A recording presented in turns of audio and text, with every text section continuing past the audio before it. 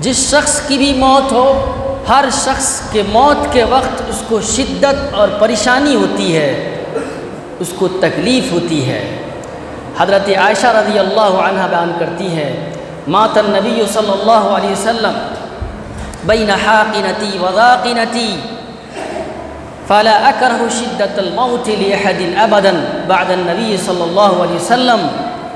رسول اللہ صلی اللہ علیہ وسلم کا انتقال ہوا تو آپ میرے ٹھوڑی اور سینے کے درمیان تھے۔ میں آپ صلی اللہ علیہ وسلم کی موت کی تکلیف کو میں نے دیکھا، اس کے بعد سے میں کبھی بھی کسی شخص کے بارے میں اس کی موت کی تکلیف کے تعلق سے یہ تصور نہیں کرتی کہ اس کو کم تکلیف ہوئی ہوگی۔ کسی شخص کے موت کی شدت کو اس کے بعد میں ہمیشہ کبھی ناپسند نہیں کرتی۔ گویا ہر شخص کو موت کی شدت محسوس ہوگی، چاہے وہ جو بھی ہو۔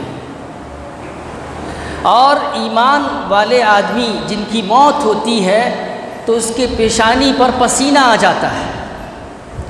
حضرت بریدہ رضی اللہ عنہ بیان کرتے ہیں کہ رسول اللہ صلی اللہ علیہ وسلم نے بیان فرمایا، المؤمن یموت بعرق الجبین، جب مومن کا انتقال ہوتا ہے تو اس کے پیشانی پر پسینہ آ جاتا ہے۔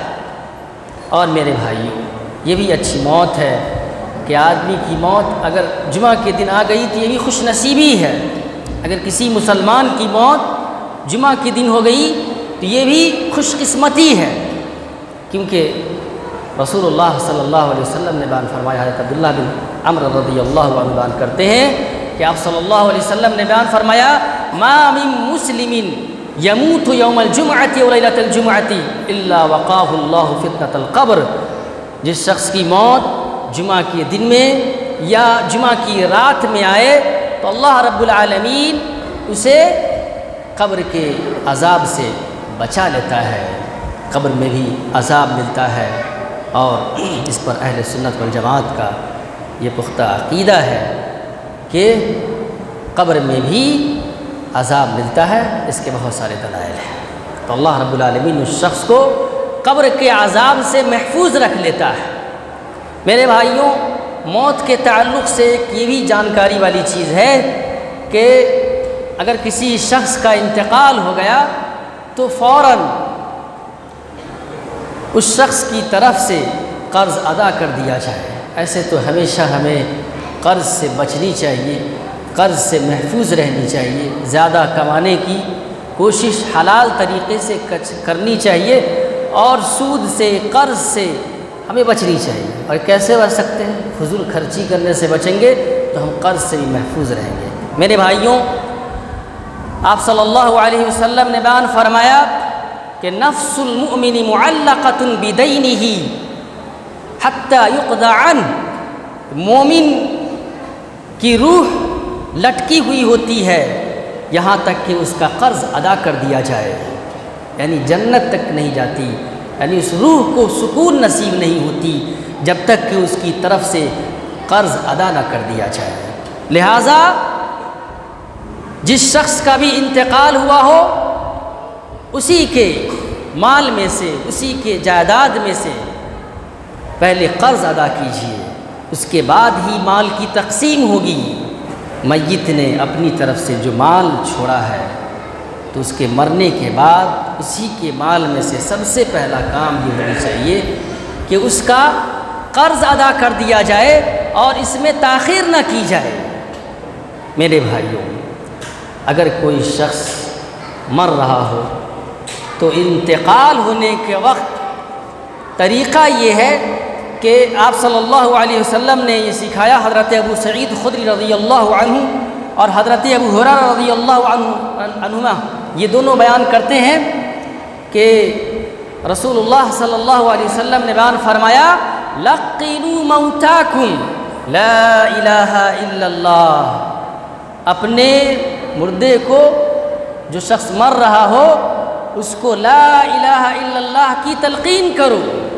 لیکن آج دیکھیے کہ جب کہیں پر کوئی شخص مر رہا ہوتا ہے یا اس کا انتقال ہوتا ہے، جب انسان مر جاتا ہے تو اس مسجد کے چاروں طرف قرآن پکڑ کر لوگ بیٹھ جاتے ہیں اور قرآن مجید کی تلاوت شروع کر دیتے ہیں، یا رونا دھونا، چیخ چلانا، اپنے گالوں پر تماچا مارنا، آہ واویلا، یہ ساری چیزیں دیکھنے کو ملتی ہے۔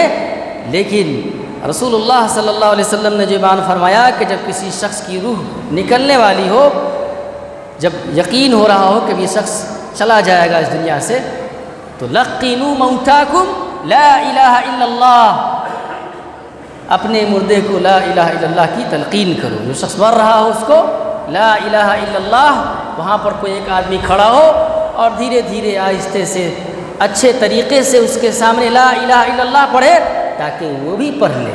کیوں؟ اس لیے کہ آپ صلی اللہ علیہ وسلم نے بیان فرمایا من کان آخر کلامہ لا الہ الا اللہ دخل الجنہ، جس شخص کا آخری کلام، جس شخص کے زبان سے آخری بات یہ نکلی ہوئی ہو اس کے موت سے پہلے لا الہ الا اللہ، تو وہ شخص جنت میں داخل ہو جائے گا۔ اتنی بڑی فضیلت ہے۔ تو یہ جو اور بھی جتنے طریقے ہیں، غلط طریقے، قرآن مجید لے کر بیٹھ جانا، سورہ یاسین کی تلاوت کرنا یا وہاں پر ہنگامہ کرنا، یہ سب کچھ ثابت نہیں ہے، اور چیخنا چلانا یہ انتہائی غلط طریقہ ہے۔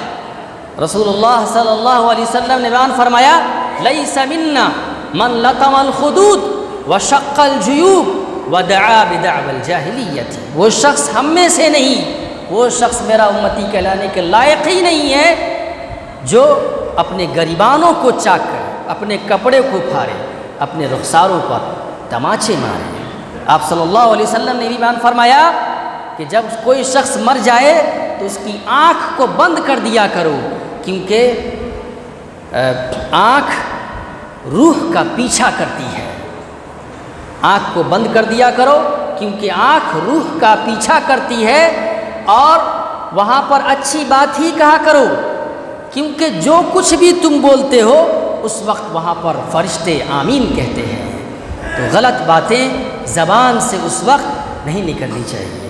اس سے جو شخص انتقال ہوئے ان کو بھی پریشانی ہوتی ہے اور ان کو تکلیف ہوتی ہے، بلکہ اس کو عذاب بھی دیا جاتا ہے۔ میرے بھائیوں، جو شخص انتقال کر گئے ان کے تعلق سے آپ صلی اللہ علیہ وسلم نے بیان فرمایا کہ ان کا ذکر اچھے سے ہی کیا کرو، ان کی کوئی برائی بیان نہ کرو، ان کی کوئی بات بیان کرنی ہو تو ان کی زندگی میں جو انہوں نے اچھائی کی وہی ذکر کرو، کوئی غلط بات ان کا ذکر نہ کرو۔